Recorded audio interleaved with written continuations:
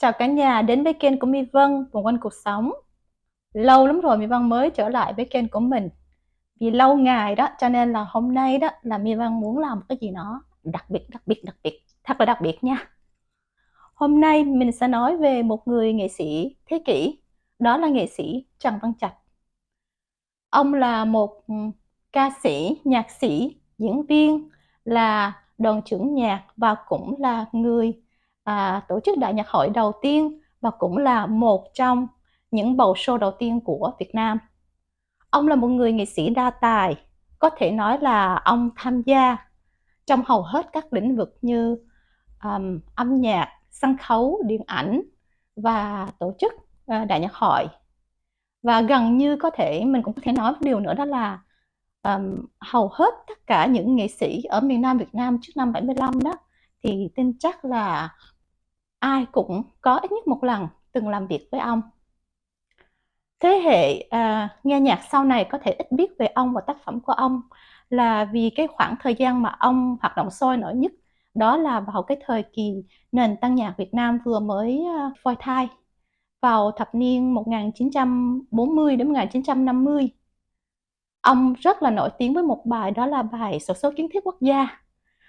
Đây là một cái bài mà ông sáng tác và trình bày, và chính cái bài hát này đã đưa tên tuổi của ông đến với hầu hết tất cả những người ở miền Nam Việt Nam trước năm 75, vì cứ mỗi thứ ba hàng tuần đó là Đài Phát thanh Sài Gòn sẽ phát bài Xổ số kiến thiết quốc gia.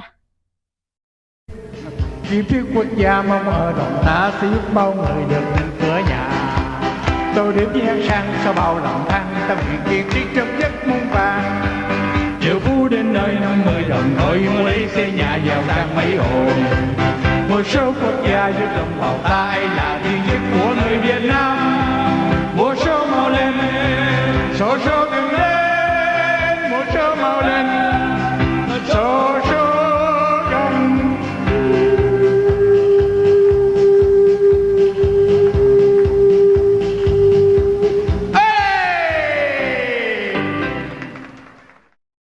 Trần Văn Trạch, tên thật là Trần Quang Trạch, sinh năm Giáp Tý 1924 tại làng Vĩnh Kim, tỉnh Mỹ Tho. Thuộc gia đình bốn đời nhạc sĩ, hai bên nội ngoại đều có người thành danh trong giới cổ nhạc và sân khấu tuồng. Ông cố, tên Trần Quang Thọ, là một nghệ nhân nổi tiếng trong ban nhạc cung đình Huế từ thế kỷ 19. Ông nội là nhạc sĩ Trần Quang Diệm. Cha ông là Trần Quang Chiêu, tức Bảy Triều, nổi tiếng trong giới cổ nhạc qua tiếng đàn kìm. Ông Trần Quang Chiêu có 3 người con. Người con cả là Trần Văn Khê, cựu giáo sư dân tộc, nhạc học, chuyên môn về nhạc cổ truyền châu Á. Sinh sống 55 năm tại Pháp, trong nhà gọi là Khê Anh. Kế đến nhỏ hơn 3 tuổi là Trần Văn Trạch, trong nhà gọi là Khê Em. Người con gái út là Trần Ngọc Sương, đã có một thời nổi tiếng lấy biệt hiệu là ca sĩ Ngọc Sương, sau đổi là Thủy Ngọc trong thập niên 1950. Trần Văn Trạch thuở nhỏ có khiếu nhạc, chơi đàn kìm và tỳ bà theo ngón của cha. Ca bỏng cổ cũng mùi, thế nhưng ông lại ham học đàn mandolin với anh trai Trần Văn Khê và học đàn violon với Nguyễn Mỹ Ca, người anh cô cậu. Đang học tại College de Mỹ Tho, đến năm 1942, ông bỏ ngang và ra mở lò gốm làm chén. Bởi bản tính nghệ sĩ nên phải dẹp tiệm và bỏ xứ lên Sài Gòn để lập nghiệp mới. Ông lên Sài Gòn vào năm 1945, lúc đầu vào hát cho các phòng trà, phục vụ quân đội Pháp với vai trò MC, ca múa những bản nhạc Tây. Trong thời gian này, ông sống với người vợ Đầm và có một đứa con trai tên là Trần Văn Trần. Và vì thế mấy lần ông bị Việt Minh bắt với tội danh là Việt gian. Nhờ anh cả là Trần Văn Khê vận động, ông được tha nên gia nhập vào ban nhạc quân đội Việt Minh, cùng Trần Văn Khê đi lưu diễn khắp miền Tây.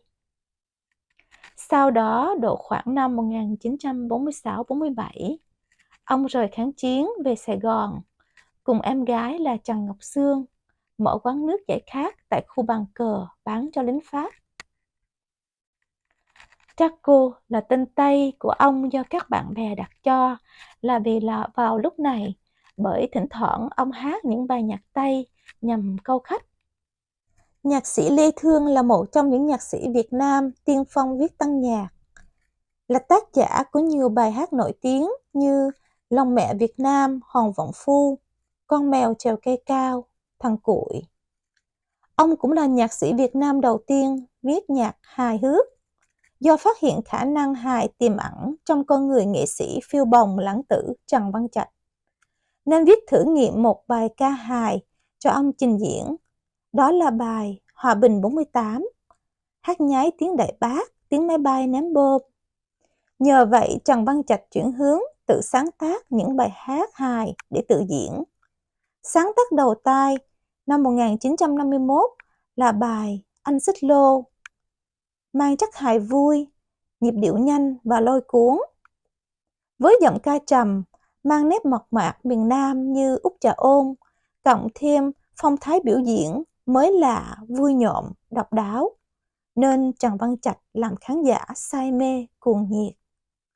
Ông được khán giả, báo chí phong tặng danh hiệu Quái Kiệt.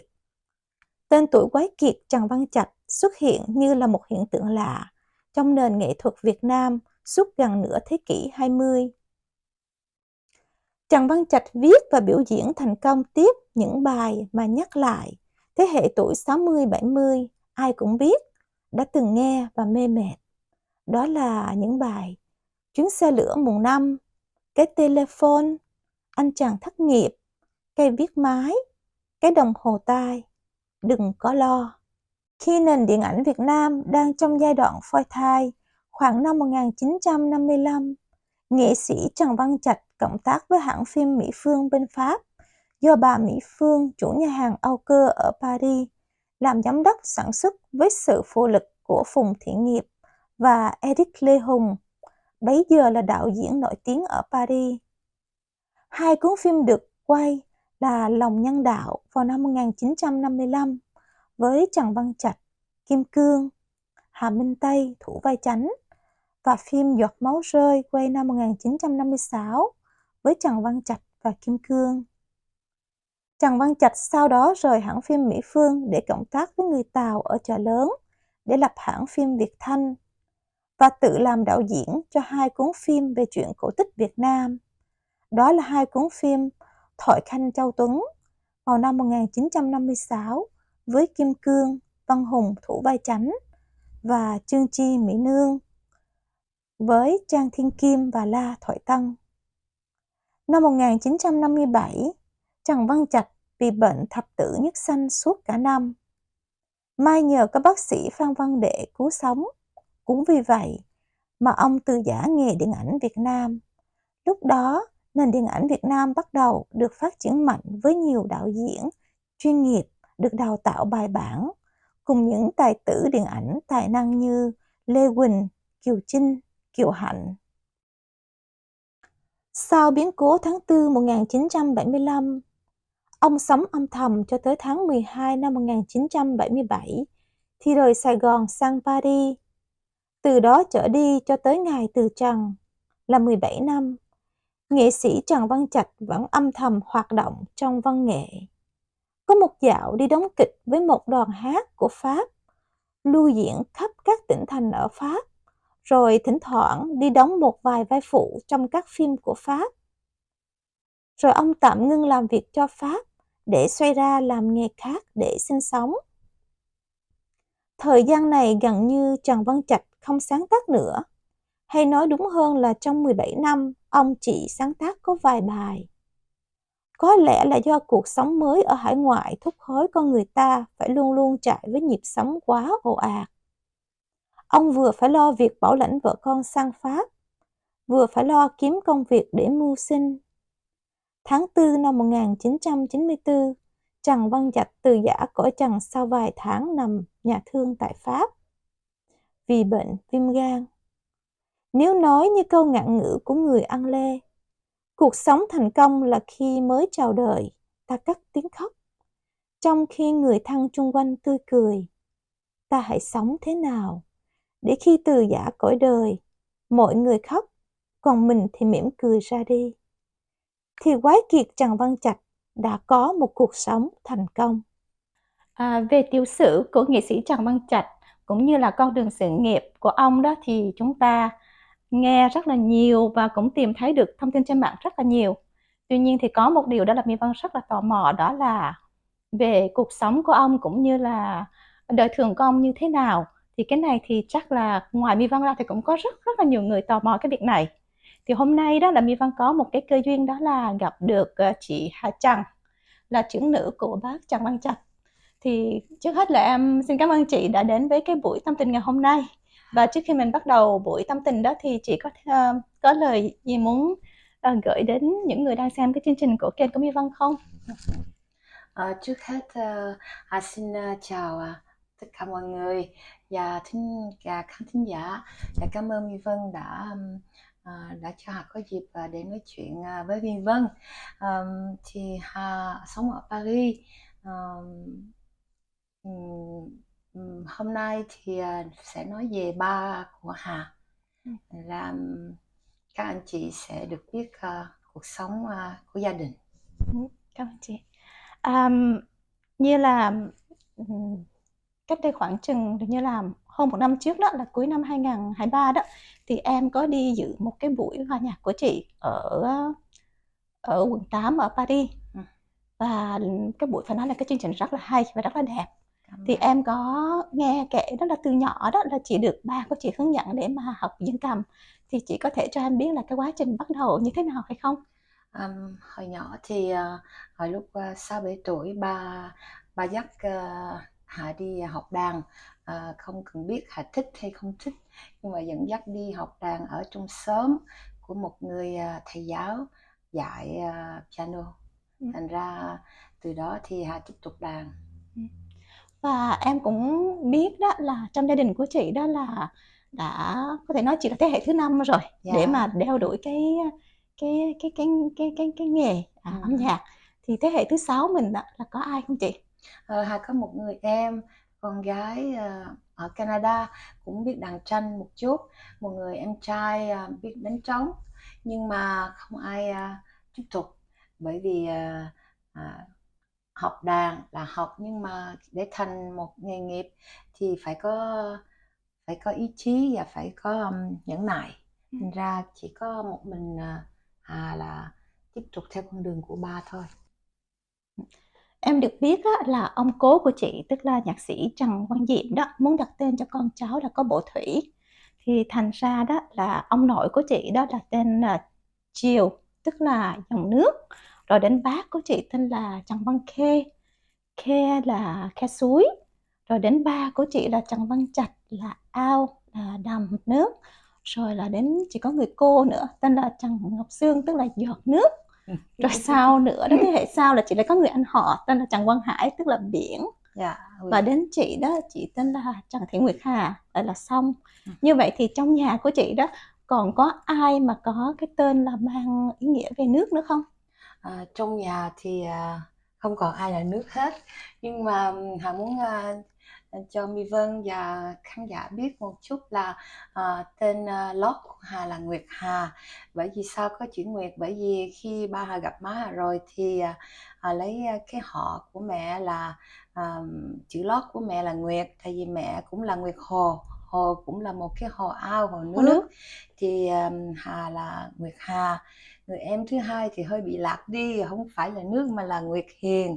Xong rồi người thứ ba là người con trai tên là Thanh Tuấn.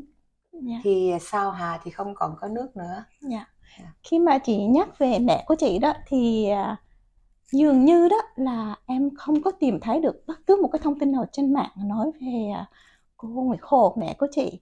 Như vậy thì chị có thể kể một chút ít về mẹ của chị, cũng như là về cái mối lương duyên giữa ba mẹ chị gặp nhau như thế nào hay không? Đây là lần đầu tiên Hà được nói về má của Hà.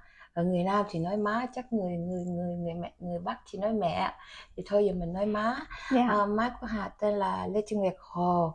Thì gặp ba Hà trong lúc trẻ, đó là một chuyện tình yêu bất thình lình.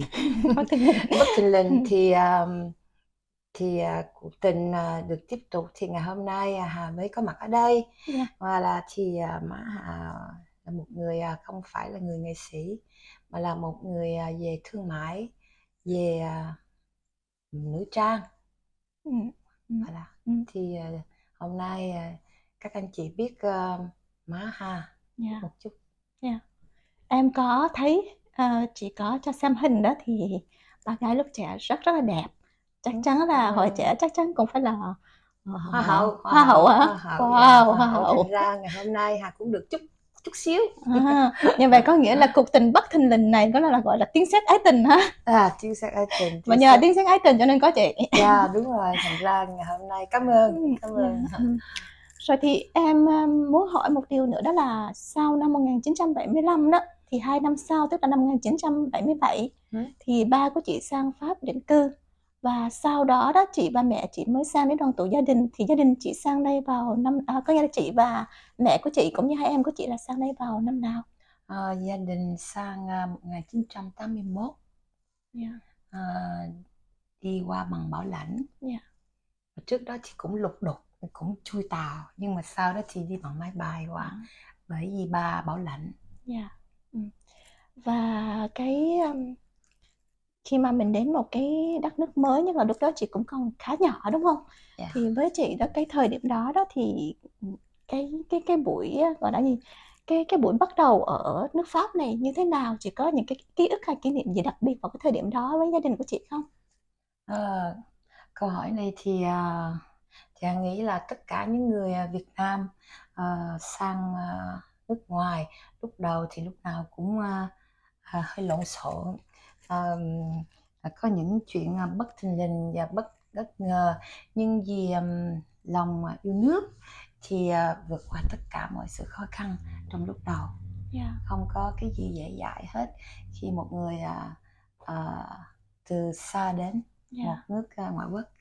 Được biết là ba của chị đó là có những cái điều rất rất là đặc biệt, vì vậy cho nên đó là có cái biệt danh là quái kiệt Trần Văn Trạch. Và em nghĩ đó là vừa rồi đó em có suy nghĩ vài điều, đó là thấy là có những cái là bác là cái người đầu tiên làm, chẳng hạn như là bác là cái người đầu tiên tổ chức đại nhạc hội ở Việt Nam. Và cái từ đại nhạc hội cho tới ngày hôm nay là mình vẫn dùng, ít ai biết được cái từ đại nhạc hội là từ ba chị mà ra. Rồi bác cũng là cái người đầu tiên hát biểu diễn hài, tức là nhạc hài hước.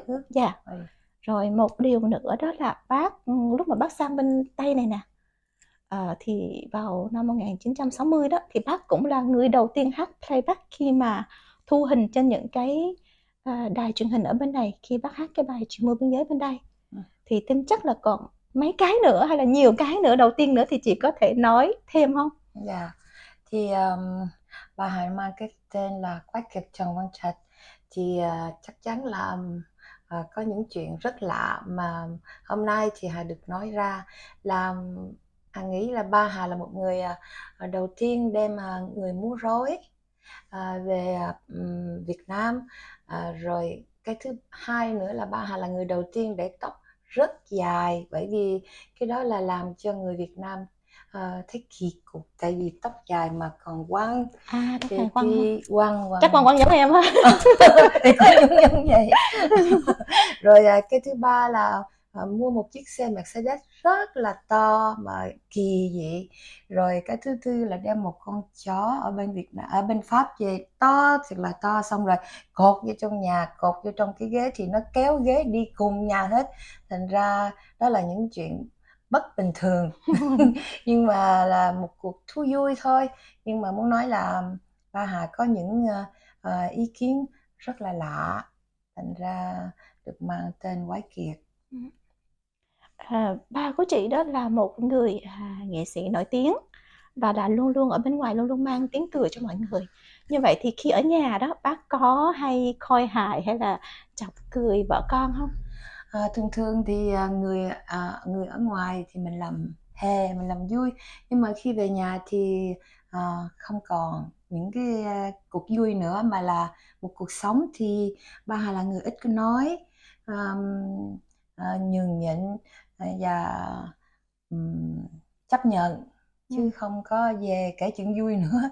Tại vì cuộc sống khác rồi. Thành ra không có vui, bình thường thôi. Nghĩa là như là một cuộc sống gia đình bình thường. Như vậy thì có thường cũng như là có nghiêm khắc với con cái, hay là lúc nhỏ chị có bị la không, ví dụ? La thì không bao giờ la. Không la mà nói thôi con đừng làm nữa thôi. Người la nhiều nhất là má Hà. Thành ra bà Hà thì rất dễ thương, không có gì hết, không có gì hết với con cái. Rất hiền, là một người hiền, là một người nhẫn nại, chịu đựng. Thì là con của một người nghệ sĩ nổi tiếng đó, thì chắc là từ nhỏ là chị đã biết ba của mình là một người nổi tiếng rồi, và chị có những cái hình ảnh gì khi mà giống như là thấy ba mình đi ra ngoài người ta kêu, hay là thấy trên tivi truyền hình như thế nào? Chị kể những cái kỷ niệm mà lúc còn nhỏ của chị đi. Thì hồi nhỏ thì được ba chở đi chiếc xe Honda, thì đi tới đâu thì bị người ta kêu con Trần Nhân Trạch, con Trần Nhân Trạch, thì mình mắc cỡ rồi bực mình rồi trốn. Thành ra thì lúc đó cũng không có thấy gì danh dự mà thấy kỳ quá, đi đâu cũng bị kêu réo sùm. Rồi thì lớn lên thì thấy cái đó là cũng không có cái gì quan trọng. Tại vì bên Việt Nam thì mình thấy cha mình lên tele thì mình vui thôi, chứ mình cũng không có để ý gì nhiều. Tại lúc đó mình cũng còn nhỏ đúng không? Còn nhỏ, còn ngây thơ, còn vô ý, không để ý nữa. Ngày hôm nay đó thì chị là một giảng viên dạy nhạc. Thì cái lúc mà mới sang bên này đó, khi mà chị chọn để mà học nhạc đó, thì cái quá trình như thế nào, và ba của chị là người động viên hay là dẫn dắt chị như thế nào? Chị có thể kể lại cái quá trình chị bắt đầu học nhạc và cái con đường của chị từ đó đến bây giờ. Thì thôi Hà vắn tắt, tại vì nếu mà kể thì nó dài, thiệt là dài. Thì bây giờ vắn tắt là một ngày đó ba Hà dắt Hà đi học, xong rồi thì còn nhỏ thì cũng không có học nhiều, thành ra bị bà thầy lấy cái thước gõ lên tai khóc. Đi về nhưng mà ba vẫn dắt đi, thì cũng dắt đi bình thường thôi, thì cũng tiếp tục đi. Thì khi qua Pháp thì được bằng cấp của trường Conservatoire International Commune của Fontenay-sous-Bois, là nơi mà ba má ở cho tới ngày hôm nay. Sau đó thì mình vô học ở trường École Normale Musique de Paris về nhạc, về piano. Xong rồi muốn lấy thêm một cái bằng musicologue ở trường Sorbonne de Paris. Và sau cùng là mình được một cái diplôme enseignement ở École Normale Musique de Paris, là một cái trường ở 17e mà rất là lớn, nhưng mà chỉ cho những người không có tuổi để đi vô trường công. Thành ra học ở trường đó. Sau thì lấy một cái diplôme gọi là diplôme d'État, thì là diplôme của Île-de-France. Thì có cái diplôme đó thì mình mới có dạy được ở Conservatoire. Thì đó là những bằng cấp mà được ở bên Pháp cho. Vậy thì chị có thể là đặt nghĩ cho em một nghĩ là chị đã có bao nhiêu bằng cấp cho âm nhạc rồi? Có 4 bằng cấp. 4 bằng cấp rồi. 4 bằng cấp. Nhưng mà muốn nữa nhưng mà không được nữa. Và ngoài chị đi dạy nhạc ở nhạc viện ra đó, thì chị cũng có đi biểu diễn đúng không? Khi mà có người mời chị biểu diễn trong những cái chương trình nhạc, và chị có nhận dạy thêm không? Có nghĩa là mình dạy kèm hay là dạy privé cho ai đó muốn học nhạc? Đoàn biểu diễn là một sự đam mê của Hà. Nếu không có đoàn biểu diễn thì không có đủ sức để dạy. Tại vì muốn cho học trò thì mình phải có một sự mê mới truyền được. Thì Hà dạy xong rồi thì cũng đàn concert, và cho thêm dạy thêm tư cho các em nào cần học. Như vậy thì chị cho phép em là một chút nữa đã xong chương trình đó, mình đăng một chút thông tin, nếu mà ai đó ở bên Pháp này mà muốn theo chị học nhạc thì liên lạc với chị nha. Cảm ơn Vi Vân nhiều. Cảm ơn Vi Vân nhiều, rất dễ thương đấy Hà. Khi mà nói về ba của chị đó, thì chị có thể cho em biết một hai cái kỷ niệm đẹp về bà của chị khi mà chị nghĩ tới ba của chị? Kỷ niệm đẹp, kỷ niệm xấu, kỷ niệm buồn nhiều lắm, nhưng mà thôi bây giờ mình chọn một kỷ niệm đẹp từ hồi nhỏ. Thì mỗi khi hạ đờn thì ba Hà đứng ở ngoài cửa nhà, dòm dòm lát một chút coi Hà đờn như thế nào. Khi Hà thấy ba Hà rồi thì ba Hà đi. Đó là một kỷ niệm mà Hà không có quên khi còn nhỏ. Còn những kỷ niệm sống ở Paris thì hơi buồn quá không muốn nói. Tức là bác hay nhìn lén con gái của mình đàn, xong rồi khi Thì nào con gái phát hiện là bác thì quay đi chỗ đi. khác, Thế tại là vì giống Hà như cũng không vui, không tại thích sao? không thích người ta giời mình khi mình đàn, thành ra Ừm, không có vui thì ba Hà đi. ừm. Và để coi, em hồi nãy em định hỏi cái gì đó xong rồi tự nhiên bây giờ cái mình nói chuyện vui vui cái tự nhiên cái quên. Ờ, nói về À, ừm, ba của chị đó là Ly. một người mà hát tăng nhạc, Ừ. mà hát với lại cái chất giọng miền Nam, và cái này là dường như ba của chị cũng là người đầu tiên mà hát tăng nhạc với cái chất giọng miền Nam, thuần túy là miền Nam. Ừ. Vậy thì ở nhà bác có hát không, và bác cũng hát với cái giọng Nam đó, hay là bác hát như thế nào, hoặc là bác có tự đánh đàn rồi hát không? Ba Hà thì không có học nhưng mà biết đánh hết, đánh piano, đánh guitar, biết hát, biết đặt bài. Thì ở nhà thì thấy lâu lâu ba Hà hát để tập một hai bài gì đó, rồi sau đó thì xuống dưới parking ở nhà để tập hát, tại vì hát trong nhà to quá không ai nghe được nữa hết, thành ra có tập hát Ừ. mỗi Tại khi vì sắp đi trình diễn. em có xem và thấy đó là hồi nhỏ đó là bác cũng có học đàn kiềm, rồi Ừ. nghe đâu là hát cải lương cũng mùi lắm, nhưng mà cuối cùng là chọn tăng nhạc. Ừ. Thì ở trong nhà của chị đó là bác có truyền nghề lại cho cho chị và em của chị, hay là ai trong gia đình về các thể loại nhạc này không? Ba Hà thì không biết gì hết á, thành ra không có truyền được, nhưng mà chỉ dắt Hà đi thôi. Thì bây giờ nói chuyện với Vân Hà mới nhớ là hồi xưa ba Hà có đem Hà vô cái lớp gọi là hát bội, cái trường là Quốc gia âm nhạc bên Việt Nam. Thì Hà không có chịu, tại vì kỳ quá. Tại sao kỳ? Cầm cây hát rồi quơ tùm Tức là lum tùm kiểu mà hát hát giống tuồng như đúng cái không? gì rồi quỳ À, quơ lên quơ xuống. Thì đi học với bà Phùng Hát, thì nhớ học đây với bà rồi. Phùng Hán. Thì học một lần thôi, Một lần thôi. về nói thôi không học nữa bà ơi, con không làm được cái chuyện đó, kỳ quá. Thì bà không có ép. Và thì ba Hà là người đầu tiên dẫn dắt Hà đi học nhạc, và sau đó thì vô thi ở trường Quốc gia âm nhạc để được vô học nhạc. Lúc đầu thì học với bà hàng xóm, tại bà đó là cũng một người thầy nhưng mà học trong xóm, học tư. Sau đó thì thi vô trường Quốc gia âm nhạc để học luôn, thì thi đậu vô học tới ngày ra đi. Rồi cái câu hỏi này nó hơi hơi chút xíu, nhưng mà Không sao, ba của chị có thuộc, cũng như là thường thường mấy người nghệ sĩ đó thì có cái máu rất là lãng mạn đó. Thì đúng. ba của chị có thuộc dạng rất là lãng mạn không? Ba Hà có lãng mạn không hả? Câu hỏi đó thì Mỹ Vân nên hỏi các nghệ sĩ. Các nghệ sĩ thì biết ba Hà hơn nhiều. Thì Hà thì lãng mạn chứ, rất lãng mạn, và thì khi hơi nhiều lãng mạn thì cái đó là thành ra mới thành quái kiệt. Tức là sau năm 1975, năm 1977 thì ba chị qua Pháp, rồi năm 1981 thì chị và mẹ chị ba hai em qua đây. Thì cái cuộc sống, có như là mình có thể là chia sẻ một chút ít về cái cuộc sống thời gian đầu ở bên Pháp này, cuộc sống như thế nào, nhất là khi ở Việt Nam. Trước đó bác là một người rất là nổi tiếng, giống như mà đi đâu cũng có cái ánh hào quang, giống như hồi nãy chị nói đó, là ba chở chị đi ra đường ta kêu con Trần Văn Trạch nữa đó. Thì khi mà mình sang bên này, đó là một cái đất nước mới, một cái xã hội mới, thì cái thời gian lúc đầu đó nó như thế nào? Thời gian lúc đầu thì giống như tất cả mọi người khi bỏ nước ra đi thì đi với hai bàn tay trắng, không còn gì hết. Nhưng mà vì yêu nước và mong sẽ lấy một cái cuộc sống lại để cho biết là người Việt Nam rất can đảm, thì lúc đầu rất khó. Ba má cũng cực, tại vì hồi đó giờ không có quen làm việc nhiều, thì má cũng làm việc rất nhiều.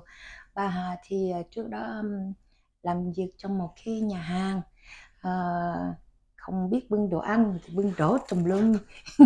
Nhưng mà bà chủ nhà hàng là người bạn, thành ra cũng thông cảm tha thứ. Sau đó thì cũng có làm một chút đỉnh về đồ ăn Việt Nam ở Fontenay-sous-Bois. Rồi thì cuộc sống cũng cũng trôi qua, cũng như người ta nói là trời sinh dơi thì sinh cỏ, thì cũng sống nhưng mà cũng không phải dễ, tại vì ngày trước ngày sau không còn gì hết trong bàn tay. Nhưng mà vì có lòng quyết chí, thành ra ngày hôm nay được nổi lên trở lại. Thì cái khoảng thời gian 17 năm ở Pháp, tức là tính từ cái ngày ba chị qua cho đến ngày ba chị mất đó, thì cái khoảng thời gian đó là dường như là ba chị gần như là không có còn sáng tác, hay nói đúng hơn là sáng tác rất ít, chỉ có vài bài thôi. Nhưng mà bên cạnh đó thì ba của chị cũng có một khoảng thời gian là tham gia đoàn kịch, rồi cũng đi lưu diễn ở các tỉnh ở nước Pháp, rồi sau đó cũng có như là cũng có đóng phim, đóng vai phụ trong một số phim Pháp, rồi sau đó thì bác mới nghỉ ngưng hoàn toàn. Nhưng mà thỉnh thoảng thì cũng có qua bên Mỹ đúng không, trong những cái show, và cũng có lên Thúy Nga. Thì trong những cái chương trình đó chị có cái kỷ niệm gì, hay là có những cái việc gì chị còn nhớ không? Nhớ được, tại vì cũng có giúp ba có hát trong một cái cassette của ba Hà, làm được 2 cái cassette cho Thúy Nga, hát bè thôi chứ không được hát cánh. Chị có nhớ cassette tên gì không? Quên mất rồi. Để bữa nào cho My Vân coi. Rồi thì ba Hà có đóng phim, đóng với là artist Lefebvre. Rồi ba Hà có viết nhạc cho Monaco, Caroline de Monaco, gửi xuống cho bà Caroline de Monaco, thì bà cũng khen, nhưng mà rồi thì không ai để ý đến hết. Và sau đó thì ba Hà có đặt 1-2 bài Việt Nam để hát chơi trong những buổi tiệc. Nhưng mà sau đó ba Hà đi Mỹ rất nhiều, tại vì các nghệ sĩ bên Mỹ muốn giúp ba Hà, thành ra mời qua hát rất là thường cho tới ngày mất. Trước khi mất thì cũng muốn đi hát, thành ra qua chuyến chót ở bên Mỹ và trở về thì mất luôn. Tức là vậy là cái trước khi bác mất đó, chị còn nhớ là cái buổi biểu diễn cuối cùng của bác là lúc nào trước khi mất không? Coi như là cái khoảng thời gian bao lâu? Ba Hà mất 1994, thì như là đi qua Mỹ chừng có 1-2 tháng sau đó về mất. Đau bên Mỹ, người ta trở về thì mất luôn. Tức là khi mà xong nó biểu diễn thì bác ngã bệnh, rồi sau đó là người ta đưa về bên này. Biết bệnh rồi nhưng mà vẫn đi. Thì bệnh ở bên đó, xong rồi người ta trở về. Và cái khoảng thời gian mà bác về lại đây tức là vào bệnh viện luôn. Đúng rồi, dạ. Cho nên là 2 tháng cuối là nằm ở bệnh viện. Dạ, đúng rồi. Không có về nhà.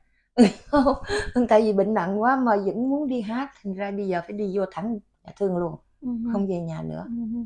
Như vậy thì cái này thì chắc chắn là nó một cái điều mà mình hỏi thì nó cũng buồn, là tại vì đó là những cái ký ức cuối cùng. Thì em muốn hỏi là cái ký ức cuối cùng của chị về ba chị trong khoảng thời gian bệnh đó là như thế nào? Tức là trong lúc bác bệnh đó là bác nói gì, hay là có những cái mong muốn gì, hay là có cái sự gửi gắm gì với chị không? Trước đó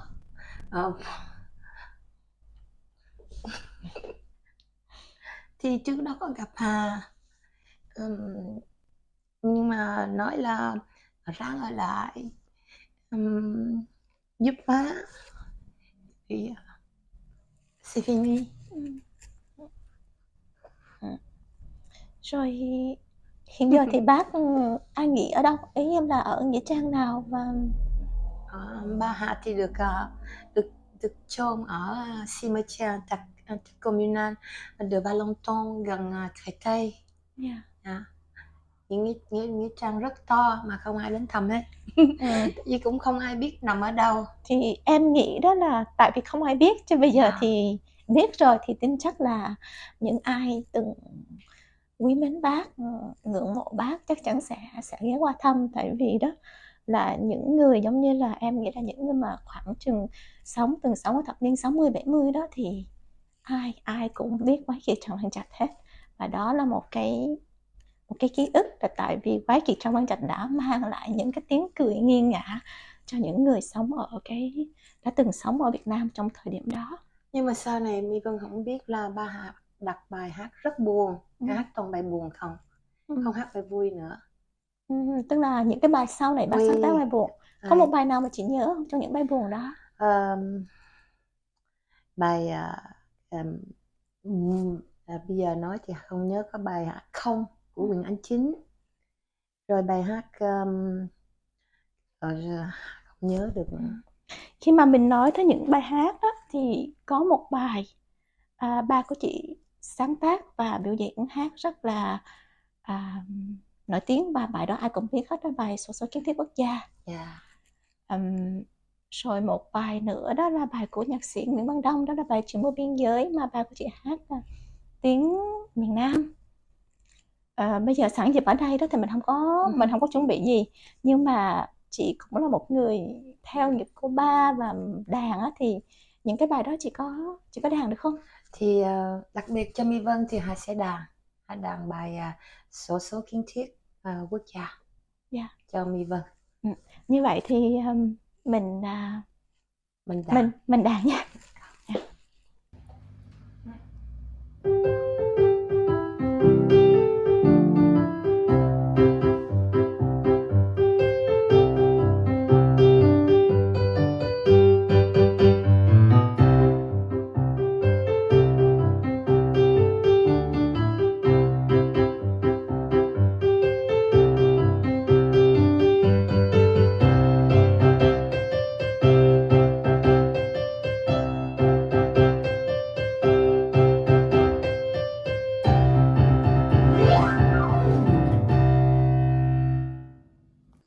Bây giờ lỡ rồi, mình làm thêm một bài nữa được không?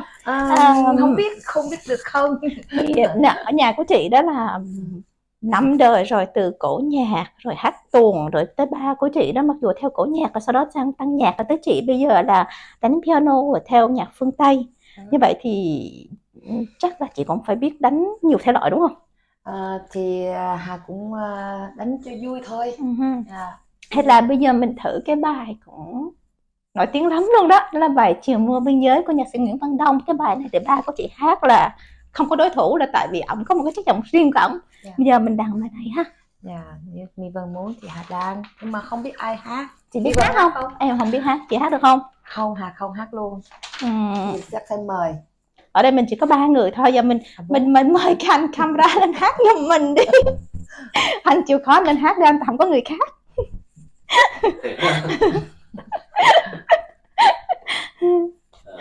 Rồi, hỏi em cho chỗ nè. Bài Chiều Mưa Biên Giới. Chiều Mưa Biên Giới. Hồi nãy nghe hai chị em nói về những cái đầu tiên của bác đó.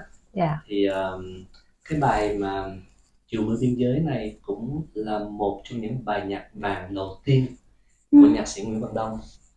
Tại bài này nó được viết xưa lắm rồi, viết được ông Nguyễn Văn Đông viết vào năm 1956. Cái bài Chiều Mưa Biên Giới này thì có 3 người hát rất là đặc biệt, mà đều là giọng nữ hết, là ca sĩ Hà Thanh, ca sĩ Thanh Tuyền và ca sĩ Giao Linh.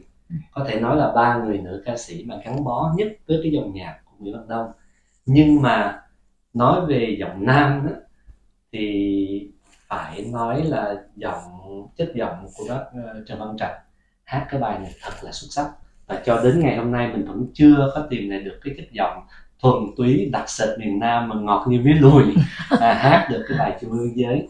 Thì cũng chính cái bài này đó, là nãy mình đang nói những cái điều mà đặc biệt đó, là chính bác là đem cái bài Chiều Mưa Biên Giới này sang để mà giới thiệu với lại người Pháp và người Mỹ.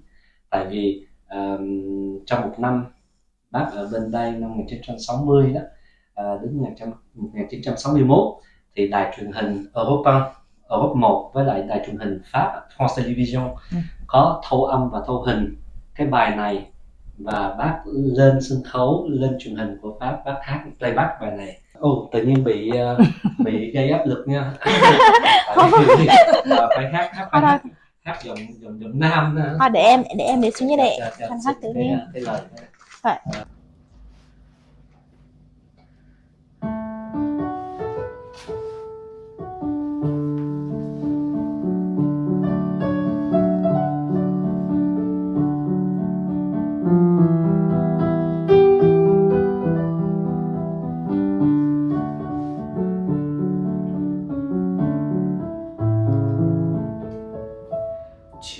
mưa biên giới anh đi về đâu?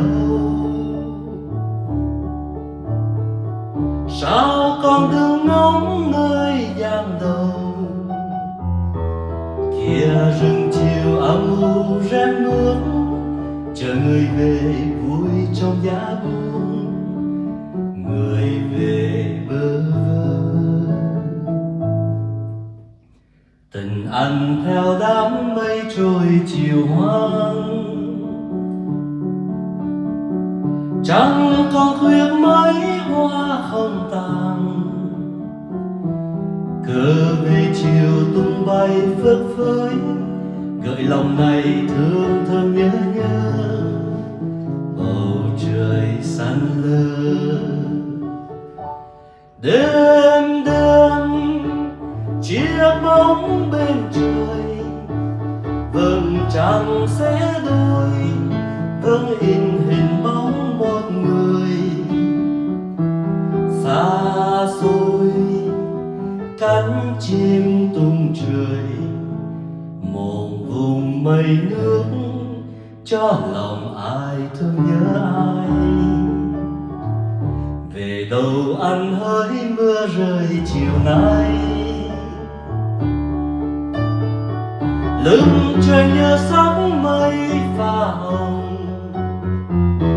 Đường rừng chiều cô đơn chiếc bóng, người tìm về trong hơi áo ấm, gợi niềm xa xăm. Người đi khu chiến thương người hậu phương, thương màu áo gửi ra xa trường.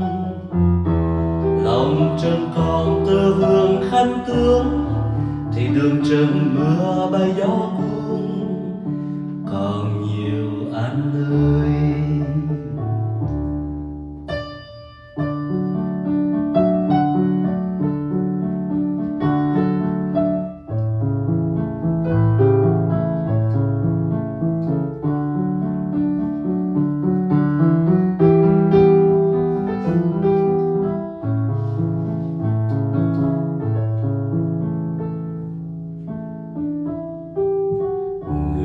Đi khu chiến thương người hậu phương, thương bao áo gửi ra xa trường. Lòng trần còn tơ vương khăn tướng, thì đường trần mưa bay gió cuốn. Còn nhiều anh ơi.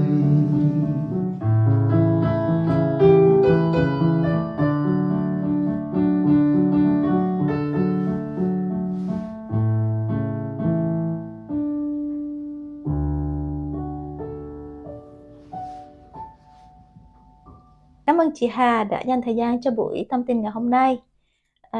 Rất là vui và cũng có những giây phút rất là cảm động khi mà chị nhắc về ba chị ngày hôm nay.